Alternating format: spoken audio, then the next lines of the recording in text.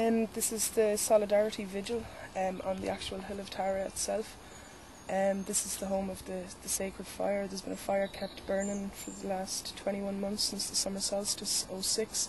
The OPW, which is the Office of Public Works, the governmental body who are in charge of looking after our heritage and public land, came in and placed eviction letters on each of the structures. The thing with this is that there's actually nobody living here. This is a vigil, it's a rota. People come from all over the world to put wood in the fire, keep the fire going. They've basically given us 7 days to withdraw from the area. We're not planning on leaving, we're not going anywhere. There's a very dedicated group of artists, musicians and members of the public here that are taking the responsibility for the World Heritage Park out of the hands of the people who are trying to destroy Tara. We're trying to promote the potential of the area for education and sustainability and in heritage. We can't allow the OPW to have jurisdiction over this when they're the people that have allowed this to happen.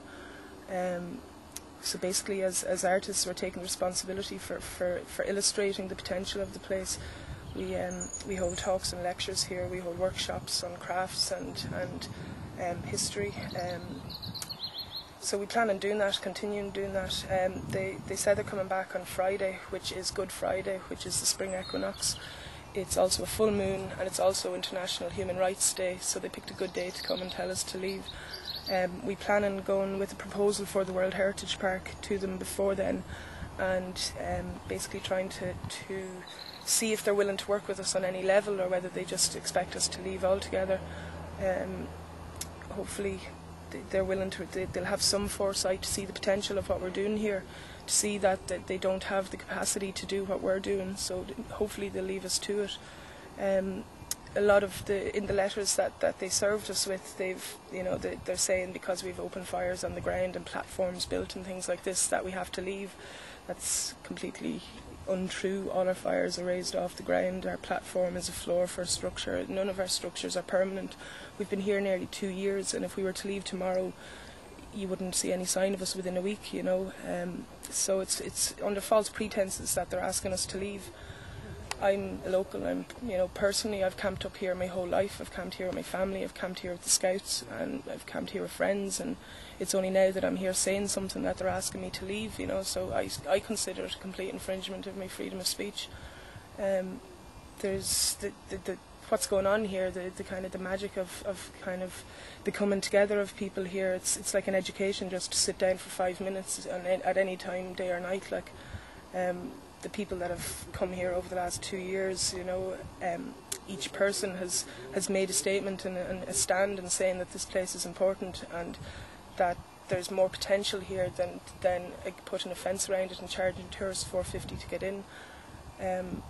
One of the examples of you know the fiasco that the carers of, you know, the supposed carers of this land, for example, in 2006, Meath Tourist Board had a budget of €6 million. They spent €1 million hiring a table in the Dublin Tourist Office, and they spent €5 million opening up a Tara Interpretive Centre in Japan. So basically they see Tara as an amenity value that they can charge people into. We see the potential of the place for education. As it was originally, Tara has always been hailed as the educational centre of Ireland and of Europe. So for them to ask us to leave, they're denying us our right to education. We're here, every one of us are here as students. You learn more in a day here than you would in a year in college, you know. So that's basically what's going on. We're trying to get ourselves together at the moment to put together an official proposal for the World Heritage Park. Unfortunately, because it has to be your government that nominates a monument for World Heritage status with UNESCO, we can't depend on our government doing that. So we want to basically illustrate it for people so that hopefully people power will demand that Tara gets the respect it deserves.